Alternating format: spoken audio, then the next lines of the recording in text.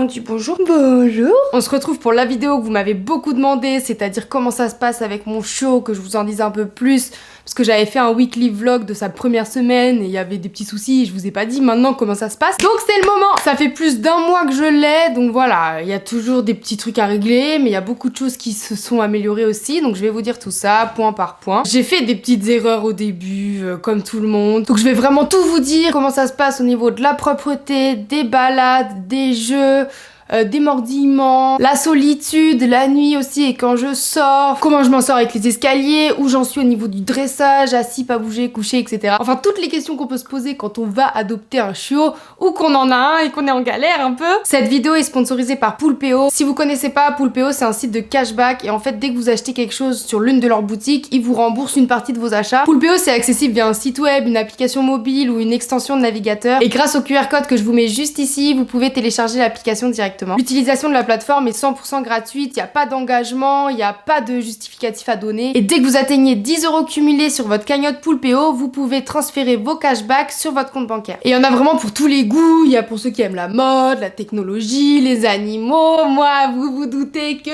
j'ai essayé avec les animaux, donc je vais vous montrer ce que j'ai fait. J'ai fait une capture d'écran. Et grâce à mon code IVANISA, tout en majuscule, et mon lien de parrainage qui est en description, vous avez 5 € offerts pour votre inscription. Mais c'est pas fini, parce qu'on a décidé de créer un jeu concours pour vous faire gagner 100 €. Pour tenter de gagner, il suffit d'enregistrer un cashback ou d'acheter un bon d'achat dans les 30 jours suivant la publication de cette vidéo. Et attention, aucun montant minimum n'est requis, hein, ça peut être des petits achats. Et si vous avez la chance d'être tiré au sort, Poulpeo vous contactera par email. C'est vrai que le cashback Poulpeo, c'est un réflexe à adopter au quotidien parce que ça permet d'économiser, de gagner de l'argent tout en faisant des achats. Et les cashbacks sont cumulables avec les codes, les réductions, même pendant le Black Friday ou les soldes, donc profitez-en. Merci encore à Poulpeo d'avoir sponsorisé cette vidéo. N'oubliez pas, grâce à mon code IVANISA, vous pouvez avoir 5 € offerts lors de votre inscription. Et n'oubliez pas de participer au jeu concours pour tenter de gagner 100 €. Je vous remets le QR code juste ici pour télécharger l'appli et vous avez aussi le lien en description. Revenons-en à nos moutons. Alors je vais commencer avec la solitude parce que c'était le plus facile pour moi. La première nuit, je l'ai pas fait dormir avec moi, je l'ai fait dormir dans une petite pièce. Donc je raconte un petit peu pour ceux qui n'ont pas vu le weekly vlog. De toute façon, je vais mettre un sommaire, donc si vous êtes déjà au courant, vous n'avez qu'à passer à l'étape d'après. Donc la première nuit, je l'ai fait dormir dans une petite pièce et il a pas pleuré de la nuit, c'était parfait. J'avais mis une caméra, il a pas bougé, il y a pas eu de détection de mouvement et tout, je pense qu'il a vraiment dormi. En revanche, la deuxième nuit, j'ai essayé de le remettre dans cette pièce. Il dormait en fait quand je l'ai mis vers 22 h et à minuit, il a commencé à aboyer, à être pas bien et tout. Je voyais sur la caméra qu'il était pas bien, il essayait de sortir. Ça m'a fait un petit peu de la peine, donc j'ai voulu aller l'aider, normal. Donc j'ai attendu quand même qu'il se calme et qu'il arrête d'aboyer pour pas qu'il pense qu'à chaque fois qu'il aboie, j'accours. Et je suis descendue, je lui ai ouvert la porte. Ça me mettait mal de le laisser dans une petite pièce. J'avais fait ça parce que j'avais vu qu'il fallait faire ça un peu sur internet et tout. Et aussi pour mes chats parce que j'avais peur qu'il l'agresse pendant la nuit, que je sois pas là pour surveiller. Mais mon cœur de maman chien n'était pas très contente de le savoir ici. Donc je l'ai fait sortir et je l'ai mis dans la pièce, dans le salon, enfin la pièce où il est normalement. Et je me suis dit, je vais venir me poser à côté de lui pour dormir dans le canapé. Voilà, il sera à côté de moi et voilà, il saura que je suis là, donc ça va le rassurer. Je suis montée à l'étage chercher voilà mon petit plaid, de quoi me mettre bien dans le canapé. Et en fait, dès que je suis montée, il pleurait plus. Je me suis dit, bon bah s'il pleure plus, c'est bon. J'ai regardé sur la caméra, il s'était remis dans son panier. Je pense qu'en fait ça l'a stressé d'être dans une petite pièce. Il était tout seul aussi dans le salon, mais c'était l'espace qu'il connaissait peut-être, je sais pas. En tout cas, j'en vois beaucoup qui disent que ça les rassure de le mettre dans une petite pièce, mais ça n'a pas marché pour mon chien. Et à partir de là, il dormait toutes les nuits. Voilà, j'ai pas eu d'autres problèmes, il a jamais repleuré la nuit. Je dirais qu'il couine pendant 1 minute quand je monte, voilà, genre qu'est-ce qu'elle fait? Elle me laisse. Et après, je le regarde sur la caméra, il va se coucher dans son panier et il dort en fait. Et je sais, j'ai trop de chance là-dessus, je sais qu'il y en a qui ont du mal avec ça, donc courage, courage, courage. D'ailleurs, il y a la formation d'Esprit Dog qui est super, hein, que j'ai fini par prendre parce que j'ai fait des erreurs au début et je me suis rendu compte qu'en fait, j'avais besoin d'en savoir plus parce que j'allais pas réussir à gérer tout ça toute seule. Et en plus, sur les réseaux, tout le monde me disait tout et son contraire. Donc je me suis dit, c'est pas possible, il faut que j'écoute qu'une seule personne. Donc j'ai pris cette formation qui m'a beaucoup aidée par la suite. Mais les 2-3 premières semaines, j'avais pas cette formation, donc j'ai fait des petites erreurs, c'est vrai, que je rattrape maintenant et que je rattrape bien, mais je vais vous dire tout ça. Pour continuer un peu sur la solitude, mais c'est pas pour la nuit, parce qu'il y a les nuits, mais il sait que je suis en haut, mais il y a aussi le fait de quitter l'appartement, de partir loin de lui. Je trouve que c'est un peu deux choses différentes, même si ça rentre dans le cadre de la solitude. Moi, encore une fois, j'ai trop de chance avec ça, il est trop mignon, enfin quand je sors, pareil, il gratte un peu la porte pendant 1 minute, et j'ai une caméra, hein, donc je regarde tout parce que je suis une grande inquiète. Mais voilà, il gratte, il aboie pendant 2 secondes, et après, hop, il attend comme ça devant la porte, il se demande qu'est-ce qui se passe. Puis il va se coucher dans son panier et voilà, franchement il est trop parfait. Maintenant je peux même aller faire des soirées avec mes amis sans problème, je le regarde sur la caméra, il est tranquille. Alors maintenant on va rentrer dans le gros sujet que je sais que tout le monde attend, parce que je vais pas attendre la fin de la vidéo pour vous parler de ça. Surtout que ça a été un gros sujet pour moi, ça a été même le pire, c'est la propreté. Là là. Alors déjà dans la formation, il dit plein de choses que j'ai pas faites parce que je l'avais pas, c'est-à-dire se lever la nuit toutes les 2 heures et tout.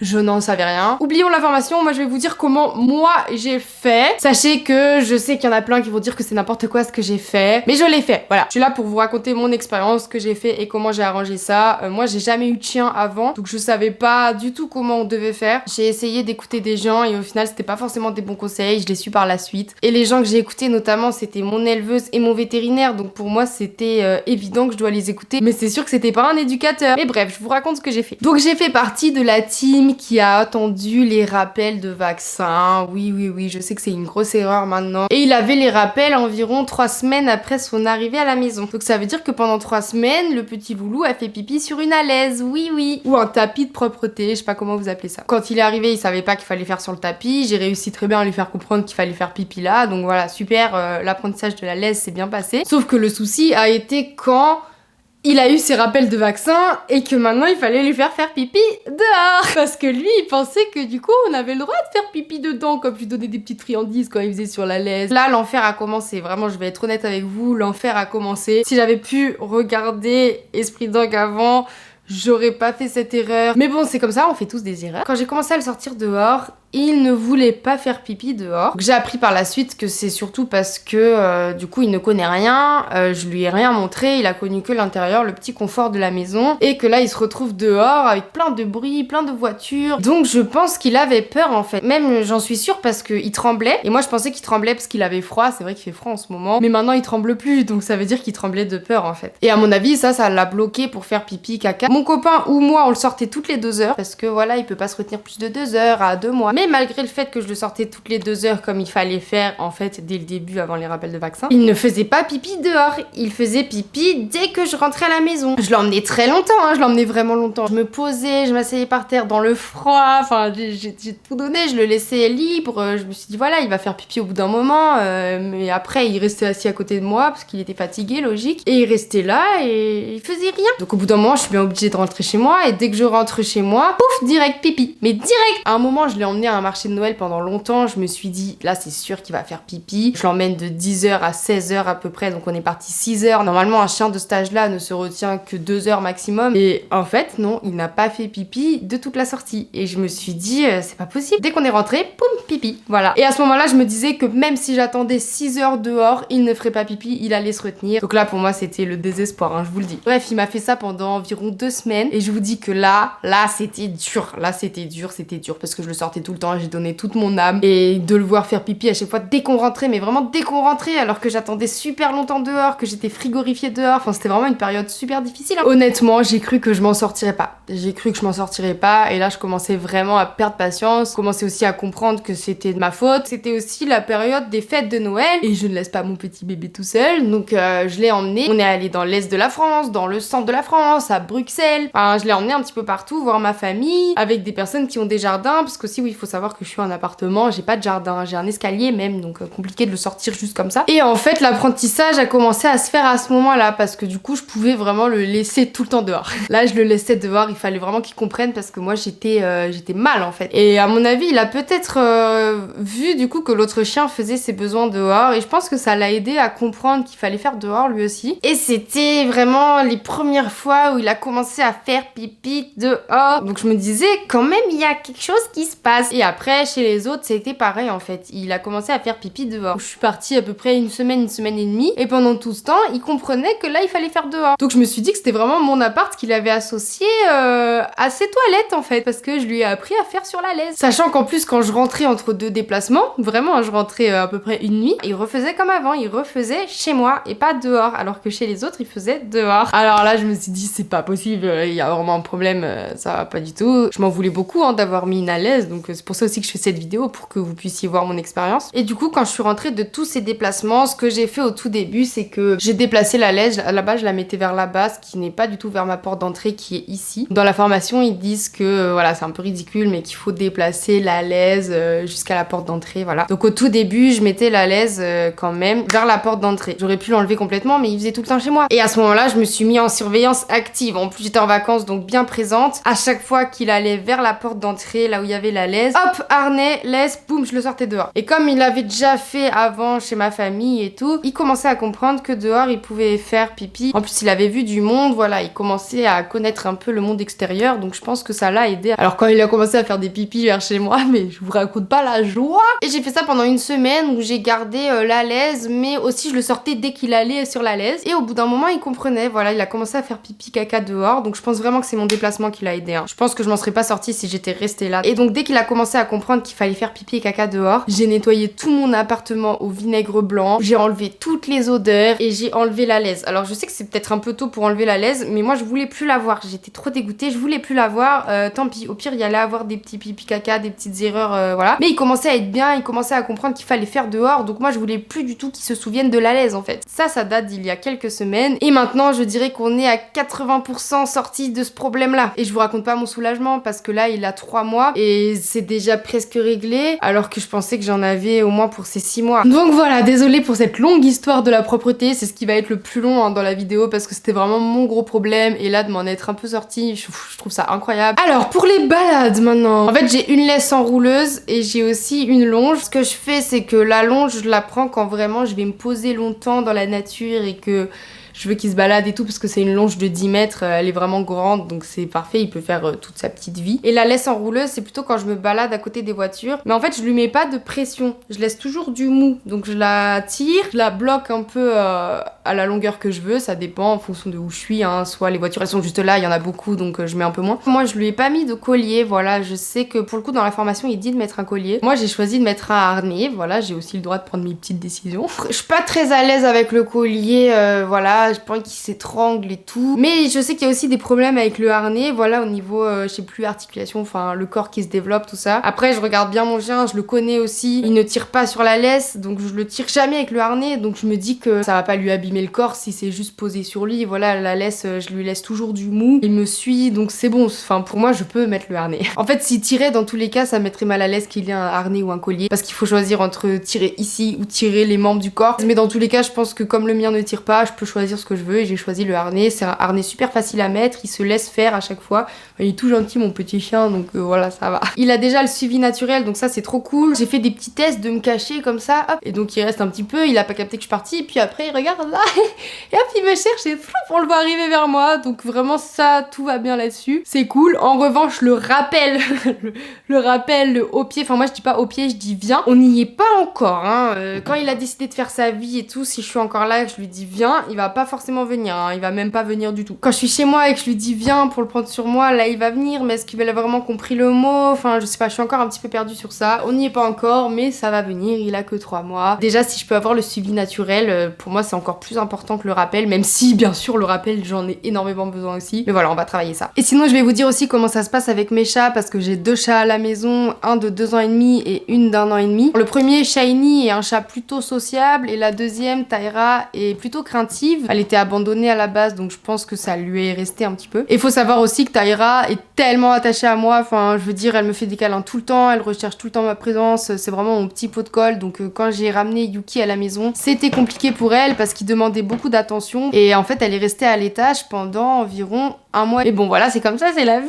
Et donc ce qui s'est passé, c'est qu'avec Shiny, ils ont vite commencé à jouer ensemble, parce qu'il se mettait devant lui, qu'il lui mettait des petits coups de patte comme ça sans griffe. Il lui a appris ce qu'il fallait faire ou pas en fait, et donc il a arrêté de lui courir après, alors que Tyra ne l'a pas fait, donc il a continué à lui courir après tout le temps. Et comme elle est craintive, voilà, c'est compliqué. Alors ce qui s'est passé du coup, c'est que pendant 1 mois et demi, Tyra est restée beaucoup à l'étage, donc dès qu'il dormait, je devais monter à l'étage pour lui faire des petits câlins, alors que Shiny, lui, il restait encore là, il vivait sa vie tranquillement. Et là, ça fait environ 1 semaine que Tyra descend enfin sur le canapé, me faire des petits câlins comme avant, et c'est tellement un soulagement pour moi, et je suis trop contente que ça commence à s'arranger. Elle commence même à venir un peu le chercher pour jouer avec lui, elle lui met aussi des petits coups de patte comme ça sans les griffes. Il continue de lui courir après bien sûr, mais bon, je sais pas, ça s'améliore quand même, elle reste. Il y a une vraie amélioration avec Shiny, c'est trop bien parce qu'il lui monte sur le dos et carrément Shiny reste comme ça, il se laisse faire et tout, après ils jouent ensemble, vraiment comme il fait avec Tyra. Tyra n'en est pas encore là, mais ça s'améliore. Par contre, le problème, c'est que moi, souvent, je jouais avec Taïra avec des souris que je lui lançais, et je ne peux plus le faire parce que Yuki les prend avant elle, et c'est exactement ce qu'elle me faisait aussi quand je l'ai eu. Shiny, il jouait tout le temps avec la souris, et je n'ai plus pu jouer avec lui à ce jeu-là parce que Taïra prenait toutes les souris, même quand j'en envoie deux en même temps, elle veut toujours celle de Shiny. Et bah c'est exactement pareil pour Yuki, même quand je lui sors un jouet, ça marche pas, il veut toujours le jouet Taïra, donc ça c'est un petit problème quand même. Donc ce que je fais, c'est que je joue avec elle à l'étage. Et Shiny, comme maintenant il veut même plus jouer à ça, je joue avec une canne à pêche. Enfin bon, il y a des choses à mettre en place, alors c'est pas très rapide. Voilà, ça se met en place, ils sont en train de s'habituer. Mais j'ai bon espoir pour la suite, je vois de l'amélioration tout le temps, donc je pense que ça ira. Heureusement, ce qui est bien, c'est que Shiny et Taïra s'adorent, ils dorment ensemble et tout, ils sont tout le temps ensemble, donc ils peuvent se soutenir dans cette époque difficile du petit chiot à la maison.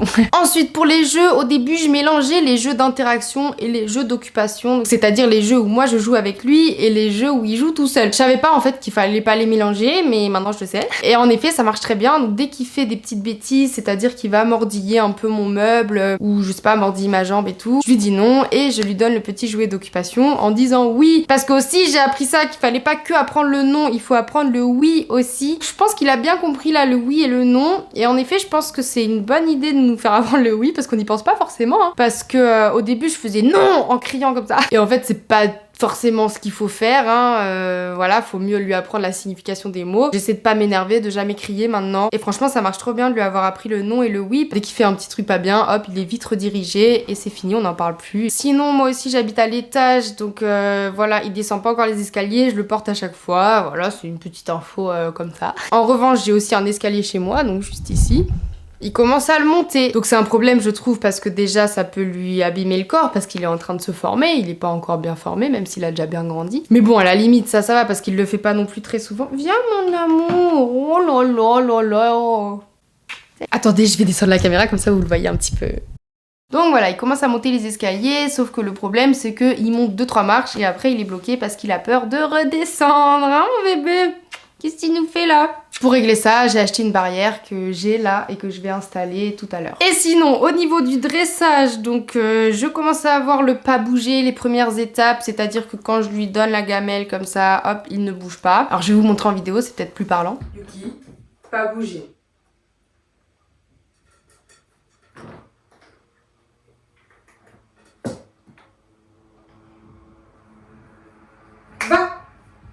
Voilà, c'est que la première étape. Le but n'est pas seulement qu'il bouge pas quand je lui donne la gamelle, bien sûr, c'est qu'il puisse comprendre le pas bouger aussi à l'extérieur, tout ça. Pas bouger.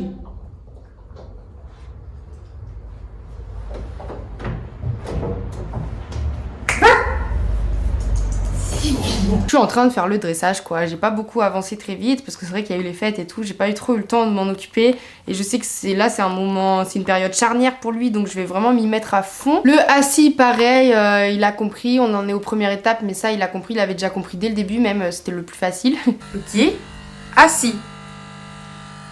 Oui mon amour il est bien. Le coucher on n'y est pas du tout encore parce que j'oublie de lui dire coucher à chaque fois qu'il se couche. Mais je vais faire des efforts, c'est super difficile quand même de penser à tout, il y a tellement de choses à penser. Quand je joue le prend donne on n'y est pas non plus encore. En revanche, il y a quand même des petites améliorations, c'est-à-dire qu'avant, quand je lui envoyais le jouet, il partait, puis il allait carrément pas du tout vers moi pour jouer avec. Et maintenant, il revient au moins vers moi. Voilà, c'est déjà pas mal, hein. Alors, il me le donne pas vraiment, hein, juste il rôde autour de moi. Voilà, il faut que je l'attrape après. Voilà, je pense que vous savez l'essentiel. Si vous avez des questions, n'hésitez pas à me les poser. Si vous voulez adopter un chiot ou vous êtes dans la même période que moi pour l'éducation de votre chiot, j'espère que cette vidéo vous intéressera. Et surtout, si vous êtes dans la même période que moi, je vous souhaite beaucoup de courage parce que c'est difficile, on ne fait pas nos nuits, nous non plus, parce qu'on doit le sortir, on doit se réveiller tôt, la grasse mat c'est terminé, voilà, il faut que je sois honnête, hein, la grasse mat c'est terminé, depuis que je l'ai, je n'ai plus jamais dormi, même la nuit, même le week-end, même en vacances, ça demande aussi beaucoup d'énergie parce qu'il est très actif, parce que c'est un chiot, voilà, moi à la base j'ai pris un cavalier King Charles parce que c'est des chiens plutôt calmes en règle générale et qui sont très attachés à leur maître et tout, je voulais ça,